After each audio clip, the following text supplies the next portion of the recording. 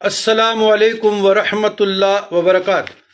اللہم صلی علی سیدنا محمد وعلی آل سیدنا محمد افضل الصلواتک و بیاد معلوماتک و بارک وسلم علیہ۔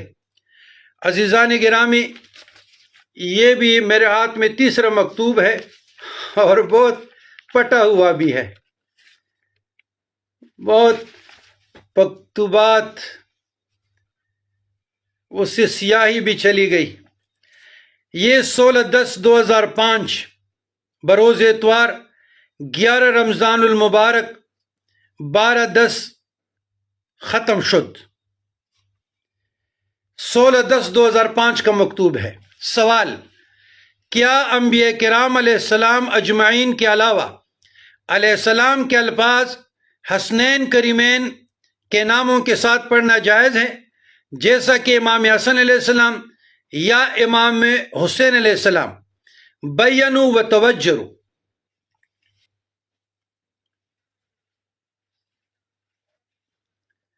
یہ رمضان المبارک کا مہینہ تھا، اور جب یہ سوال مجھ سے پوچھا گیا تو مجھ پر رکتاری ہوئی۔ وضاحت یہ کہ مجھ ناچیز کو پروردگار عالم کی درگاہ اقدس سے القاء ہوا اور پھر فوراً قلم اور میں نے وہ اٹھا لیا اور لکھنا شروع کر دیا۔ اس لیے لکھ دیا تاکہ ریکارڈ پہ رہے، قیامت کے لیے میرے لیے ذریعہ شفاعت و وسیلہ ہو اور ہم پکڑ میں نہ ہو، امانت میں نے کہا مخلوق تک پہنچے۔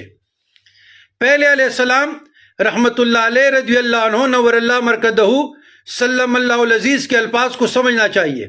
سمجھنے کے بعد حقیقت واضح ہو جائے گی کہ ان الفاظ کی تخصیص کہاں ہے اور کیسے۔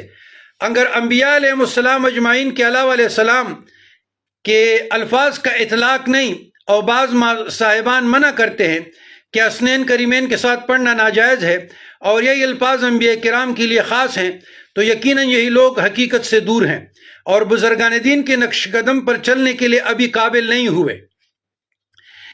اتنا نہیں سوچئے کہ اگر انبیاء کے ساتھ تخصیص ہوتی اور غیر نبی و رسول پیغمبر کے علاوہ ان الفاظ کے اطلاق کے لیے تیار نہیں، یا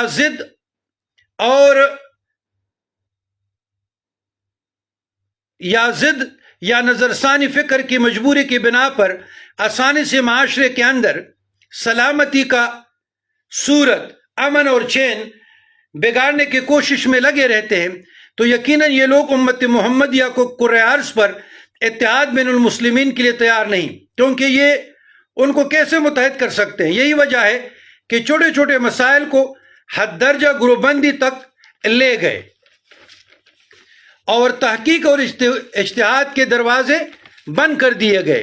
یہ اجتہاد تو نہیں آسانی سے کہ حق سے چشم پوشی کر دی جائے۔ قرآن کریم میں ارشاد خداوندی ہے، وَاعْتَصِمُوا بِحَبْلِ اللَّهِ جَمِيعًا وَلَا تَفَرَّقُوا، اللہ کی رسی کو مضبوطی سے تامے رہو اور تفرقوں میں نہ پڑو۔ اس ارشاد خداوندی میں یکجہتی اور اتحاد بین المسلمین کا درس دیا گیا ہے، لیکن بدقسمتی سے آج کوئی صاحب اپنے موقف کو چھوڑنے کے لیے تیار نہیں۔ اگر حق کی بات کسی اور ذریعہ سے مل جائے تو اسے قبول کرنا چاہیے، کیونکہ امر بالمعروف و نہی عن المنکر یہی ہے۔ قال عز وجل ان اللہ ملائکتہ یصلون علی النبی یا ایھا الذین آمنوا صلوا علیہ وسلموا تسلیما، صلی اللہ علی النبی الامی صلی اللہ علیہ وسلم صلاۃ وسلام علیک یا رسول اللہ۔ فرمایا اللہ غالب بزرگ برتن نے وسلم و تسلیمہ کے معنی پر اگر غور کیا جائے تو حقیقت واضح ہو جائے کہ سلام بھیجو سلام، یہی حکم خاص نہیں کہ صرف نبی سرور علیہ السلام پر صلاۃ و سلام بھیج دیا جائے، بلکہ انہی حکم میں اہل بیت اعظام بھی داخل ہے، کیونکہ نماز فرض عین ہے۔ کوئی بھی نماز بغیر صلاۃ و سلام کے نہیں پڑھ سکتا، کیونکہ نماز کی ادائیگی میں تو خوشی سے وبارک وسلم کی صیغے پڑھ لیتے ہیں، لیکن نماز کے علاوہ اگر حق کی بات آ جائے تو پھر عقلی بہانے، تعویلیں اور دلیلیں ڈھونڈتے پھرتے رہتے ہیں۔ کتنی بھی دلیلیں لائی جائے، کوئی عقل مند شخص اس بات کو ماننے کے لیے تیار نہیں کہ علیہ السلام کا لفظ نبی کے لیے خاص ہے۔ اگر خاص ہے، جو صاحبان علیہ السلام لفظ کا اطلاق نہیں کرتے، تو پھر غور سے سنیے گا کہ نبی رسول پیغمبر کے علاوہ علیہ السلام کا اطلاق اور کسی کے لیے جائز نہیں بقول صاحبان انکاری۔ تو پھر ان صاحبان سے عرض ہے کہ کیا جبرائیل علیہ السلام امام مہدی علیہ السلام یعنی نبی رسول پیغمبر تھے یا سید الملائکہ؟ اپنی مبارک زبانوں پر جبرائیل علیہ السلام اور پھر جتنے معزز فرشتے جس کے لیے میکائیل علیہ السلام، عزرائیل علیہ السلام، اسرافیل علیہ السلام کے الفاظ قدم پہ قدم استعمال کرتے ہیں، لیکن جب گران رسول کی بات آتی ہے تو پھر دلیلوں کی ڈھیر لگاتے ہیں۔ یقیناً ایسے لوگ کامیاب نہیں ہو سکتے۔ دوسری دلیل، حضرت عیسیٰ علیہ السلام کے علاوہ ماجدہ بی بی مریم سلام اللہ علیہ نہ تو نبی تھی، رسول تھی، پیغمبر تھی، بلکہ ولی عورت تھی، تو پھر ان کے نام کے ساتھ آپ علیہ السلام کیوں پڑھتے ہیں؟ کیا سید النساء العالمین فاطمہ الزہرا سلام اللہ علیہ کے نام مبارک کے ساتھ بھی جائز نہیں؟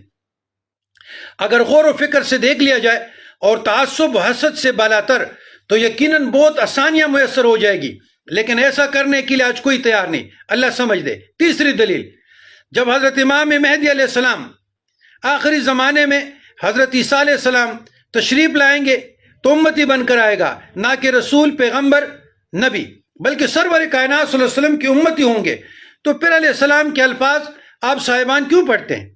بلکہ رحمت اللہ علیہ رضی اللہ تعالیٰ عنہ کی کسی کا استعمال کرتے رہیں، کیونکہ آج کل صیغوں کا بڑا برمار ہے اور فتووں کا بڑا برمار ہے، ہر کسی نے جیب میں پھر قواریت رکھی ہوئی ہے، جہاں چاہے جدھر چاہے سوشل میڈیا استعمال کرے۔ چوتھی دلیل، اگر علیہ السلام کا اطلاق غیر نبی، رسول، پیغمبر کے علاوہ اور اسنین کریمین پر نہیں تو آخری زمانے کے قریب جب امام مہدی علیہ السلام تشریف لائے گا تو سارے علماء کرام و امتیان محمدیہ علیہ السلام کا لفظ آسانی کے ساتھ ورد زبان رکھتے ہیں اور استعمال کرتے ہیں، مگر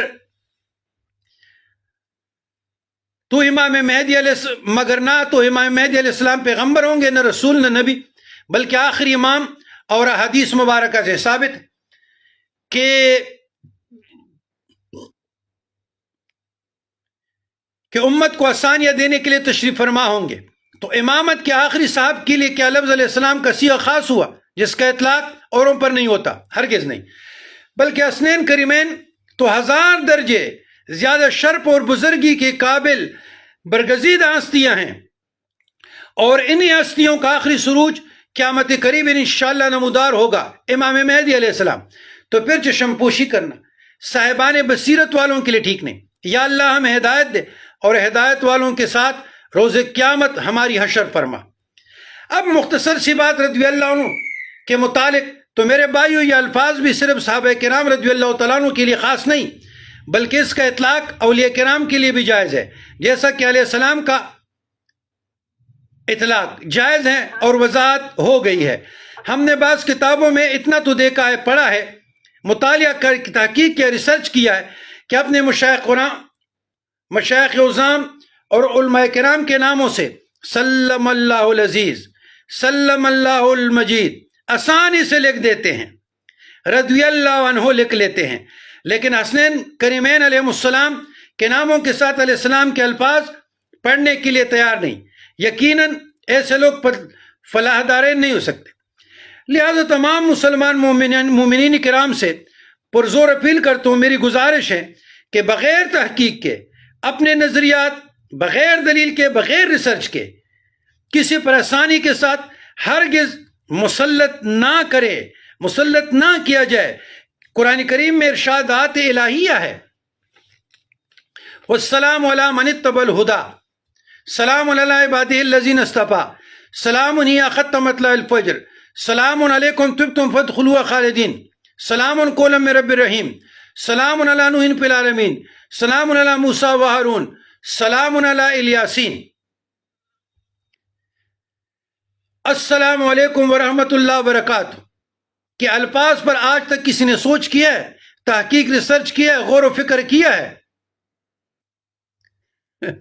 ادخلوها بسلام آمنین کہ تمام مسلمان اور مومنین کے لیے سلامتی و سلام کہنا جائز ہے، تو پھر سید الابرار صلی اللہ علیہ وسلم کے جگرگوشوں کے لیے، جگر پاروں کے لیے، امت کے برگزیدہ ہستیوں کے لیے، اور خصوصاً امام اول علی المرتضیٰ وصی رسول اللہ خلیفہ رسول، یا اس سے لے کر امام مہدی علیہ السلام تک تمام صاحبان کے لیے کیوں کر جائز نہ ہوگا؟